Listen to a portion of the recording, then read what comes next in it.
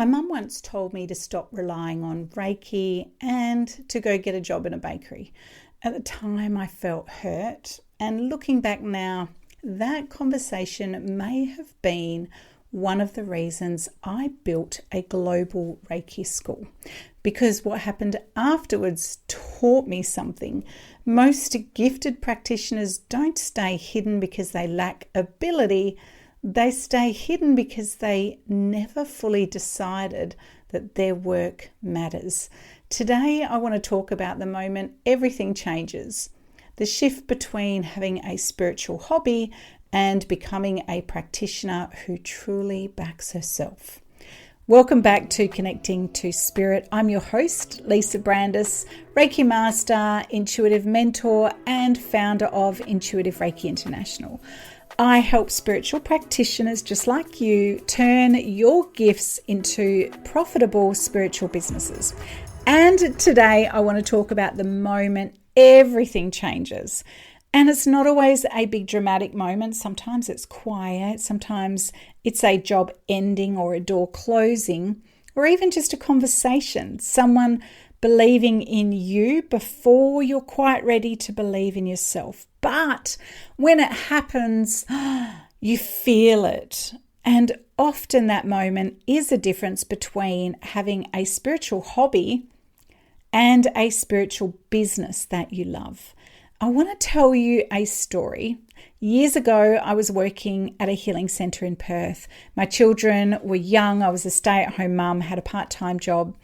And I'd also been given the opportunity to run Reiki workshops in that centre. The marketing was simple, an email to the database, hiring a room, and every workshop made a healthy profit, and I loved it. But here's the honest truth. At the time, mentally, I just treated it as play money. It was a hobby and something I did alongside my part-time job at the centre that I worked in. And like I said, I did love it, but I hadn't fully stepped into owning it. And then the owner of the centre sold the business, and the new owner didn't need me to work there anymore. And suddenly I was at a crossroads. Do I go and replace that part-time job? Or do I step fully into this work and take it seriously as a business? So I asked my mum, and she said, just go and get another part-time job, like working in a bakery. But I knew what it felt like to work in a job that made a difference. I used to work at Starlight, and because I'd had that understanding of what it felt like to work, to do the meaningful work that I really loved, I wasn't prepared to just go and get a job purely for the paycheck. And so I was at a crossroads, and I didn't want to walk away from the business I'd started to build, but I didn't have the confidence. So I had a chat with the old owner of the centre, and she spoke to me and said, Lisa, you're at a crossroads right now. It's the best opportunity to go all in and take a chance and take a risk, because if you do replace that work with a part-time job, you're not going to be able to devote yourself fully to your business. And she also said something that I've never forgotten.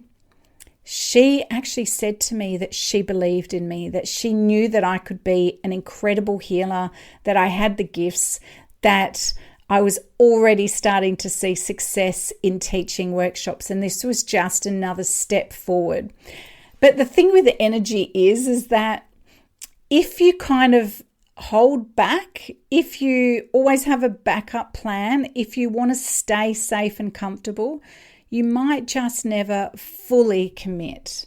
And if you don't commit or feel a little discomfort that comes when you're in that growth phase, it just becomes much harder to make it work.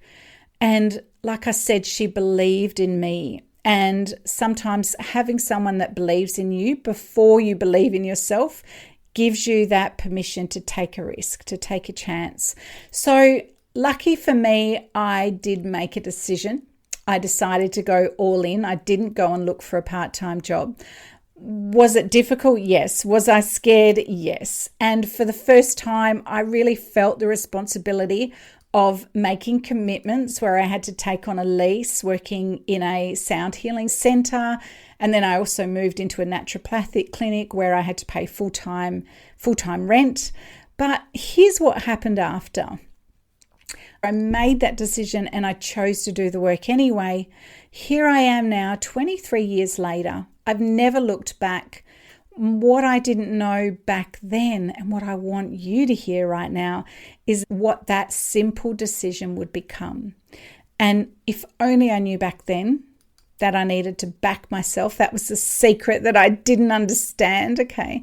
And I started teaching local workshops in Perth that then became Reiki WA. Then that became my own bricks and mortar centre where I ran big sold out workshops, where I had my own space that I taught in-house. I had practitioners and masters working for me. I ran bigger events. I had a bigger team alongside me, and eventually a huge pivot from a local business owner to a global online education school, Intuitive Reiki International.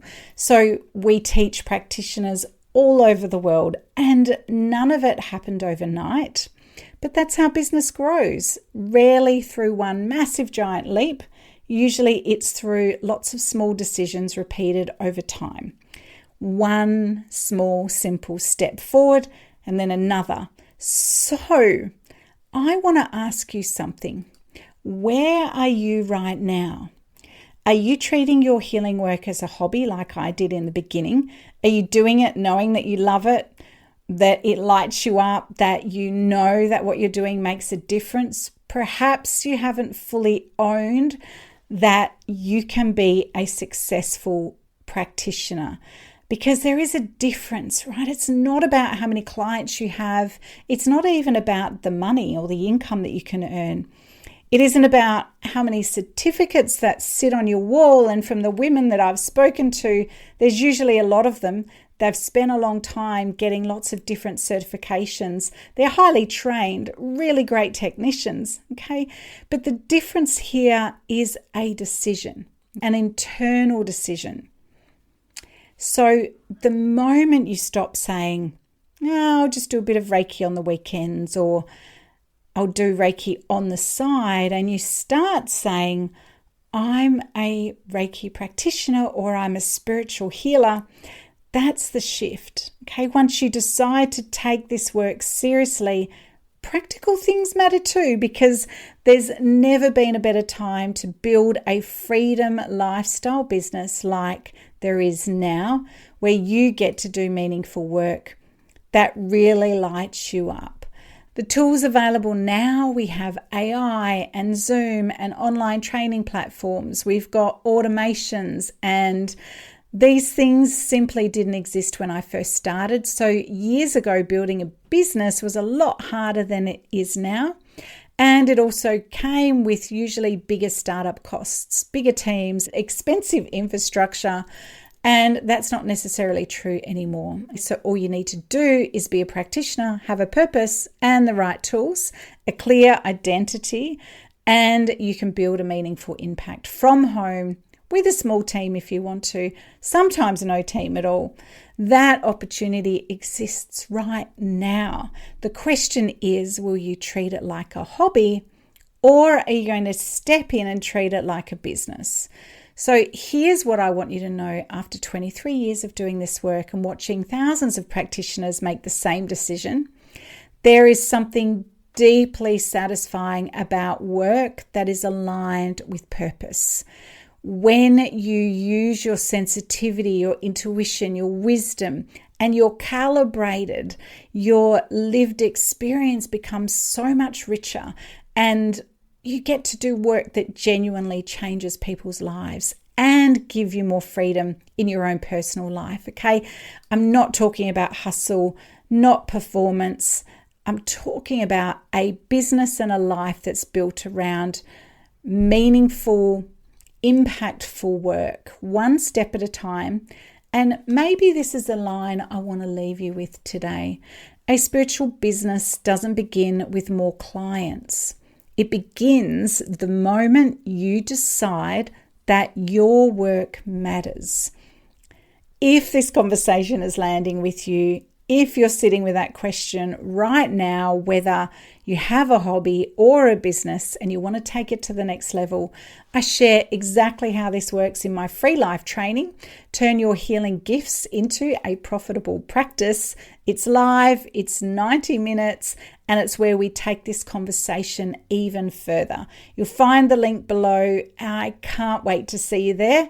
And before I go, please subscribe wherever you're listening. Leave a review if you can, or even share this episode with someone that you know might be at a crossroads in their life, or you believe in them as a practitioner and you think that this might be the very message they need to give them that incentive to get going. So if you haven't fully owned it yet, this is your time to make that decision and to really look at what's possible for you in this beautiful economy that we're in now, and also an area where you can really truly make a difference doing work that has an impact. And I'll see you next week. Bye for now.